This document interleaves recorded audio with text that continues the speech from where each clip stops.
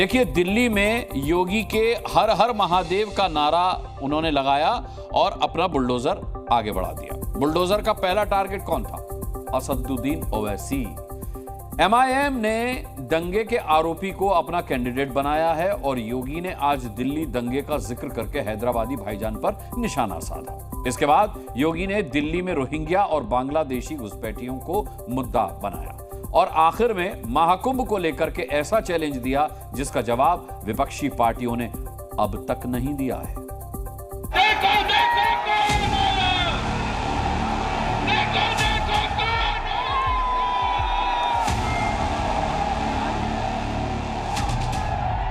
मुझे उत्तर प्रदेश से अपना बुलडोजर भेजना पड़ा था और बुलडोजर भेज करके मुझे फिर वो पूरी जमीन खाली करवानी पड़ी थी। मजलिस दंगा कराना चाहती है। हम रहमतुल आलमीन के नाम पर दंगा नहीं कराते। दिल्ली में योगी आदित्यनाथ ने ओवैसी, केजरीवाल और कांग्रेस तीनों को बुलडोजर से इशारा दे दिया। नमः पार्वती पतिये हर हर।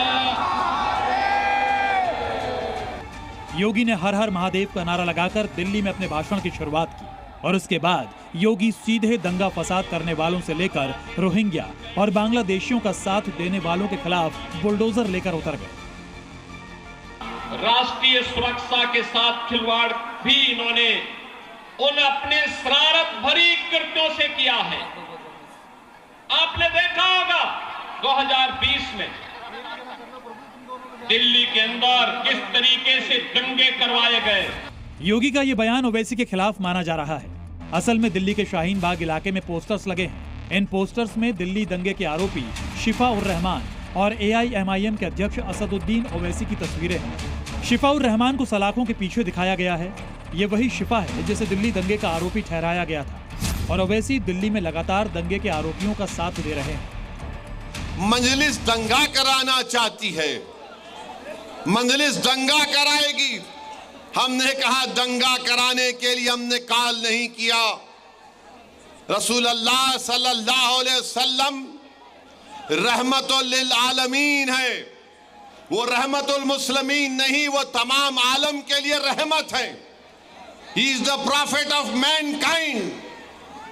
वो रहमतुल आलमीन है और हम रहमतुल आलमीन के नाम पर दंगा नहीं कराते। शाहीन बाग में जो पोस्टर लगे हैं उसमें साफ साफ लिखा है, निर्दोष का साथ निभाना है, हकदार को हक दिलाना है। एआईएमआईएम के इस नारे के बाद विवाद खड़ा हो गया है। जब सुविधाएं नहीं है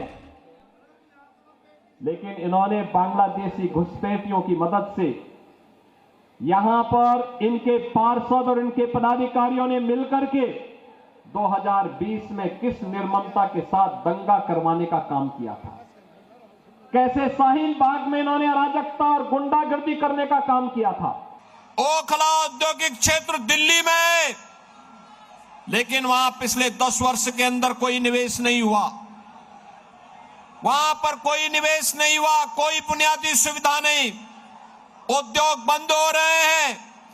वहां निवेश की बजाय केजरीवाल एंड कंपनी ने बांग्लादेशी घुसपैठियों और रोहिंग्या को वहां पर बसाने का काम कर दिया है। योगी ने दंगेबाजों और घुसपैठियों को टारगेट किया तो हैदराबादी भाईजान ने दंगे के आरोपियों का साथ दिया। दिल्ली दंगे के आरोपी शफी उर रहमान के समर्थन में ओवैसी की रैली से मुस्लिम वोट एकजुट हो सकते हैं। यानी दिल्ली में एआईएमआईएम को उम्मीद है कि दंगे के आरोपियों की बात करने पर उन्हें थोक में मुस्लिमों के वोट मिल सकते हैं। ओवैसी लगातार मुसलमानों की भावनाएं भड़काने के लिए जमकर ध्रुवीकरण करने वाले बयान देते रहे हैं। एक जीत गया तो क्या होता, बोलेंगे। एक दो जीत गए तो क्या होता, तो उनको आप बोलना हमारा एक ही है, भारत की पार्लियामेंट में पूरों पे भारी है। पूरों पे अल्हम्दुलिल्लाह। ये एक फारूक है, एक नहीं बल्कि अब के बहुत कामयाब होंगे इंशाअल्लाह ताला मजलिस के। योगी आदित्यनाथ ने दिल्ली दंगों के बहाने आम आदमी पार्टी के साथ ओवैसी को भी निशाने पर लिया, जिसकी पार्टी के प्रत्याशी इसी दिल्ली दंगे में आरोपी हैं और चुनावी मैदान में ताल ठोक रहे हैं। और बाबा ने दिल्ली में दंगाइयों से सहानुभूति रखने वालों और घुसपैठियों दोनों पर अपना बुलडोजर चला दिया।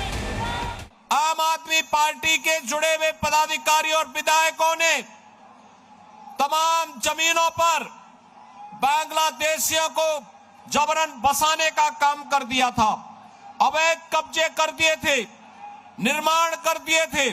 लेकिन जब ये नहीं माने, उन्होंने कोई सहयोग नहीं किया, तो बहनों और भाइयों, मुझे उत्तर प्रदेश से अपना बुलडोजर भेजना पड़ा था और बुलडोजर भेज करके मुझे फिर वो पूरी जमीन खाली करवानी पड़ी थी। योगी ने आक्रामक अंदाज से दिल्ली में प्रचार शुरू किया। योगी के भाषण की गूंज दिल्ली के कोने कोने में सुनाई दे रही है। हर उन मुद्दों का जिक्र हो रहा है जिस पर अब तक खामोशी थी। आज योगी के टारगेट पर कभी ओवैसी तो कभी केजरीवाल आए। योगी महाकुंभ में अपनी कैबिनेट के साथ संगम तट पर डुबकी लगा चुके हैं और आज योगी ने दिल्ली की केजरीवाल सरकार को यमुना में डुबकी लगाने का चैलेंज दे दिया। सड़क पे गड्ढा है या गड्ढे में सड़क है, कोई पता ही नहीं लग रहा है। मैं जब से चल रहा हूं यही दिल्ली के अंदर देख रहा हूं।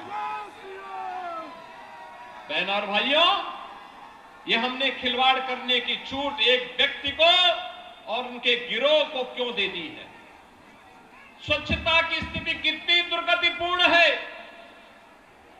कूड़ा का ढेर पड़ा हुआ है, गंदगी का ढेर बना हुआ है। अगर एक मुख्यमंत्री के रूप में मैं और मेरे मंत्रीगण प्रयागराज के संगम में स्नान कर सकते हैं, तो मैं पूछना चाहता हूं, दिल्ली में आम आदमी पार्टी के अध्यक्ष से अरविंद केजरीवाल जी से मैं पूछना चाहता हूं, क्या यमुना जी में वह भी अपने मंत्रियों के साथ जाकर के स्नान कर सकते हैं क्या? महाकुंभ में योगी कैबिनेट के अलावा अब तक 10 करोड़ सनातनी डुबकी लगा चुके हैं। दिल्ली से गुजरती यमुना झाग इतना कि छठ पर एक भी व्रती स्नान न कर पाए।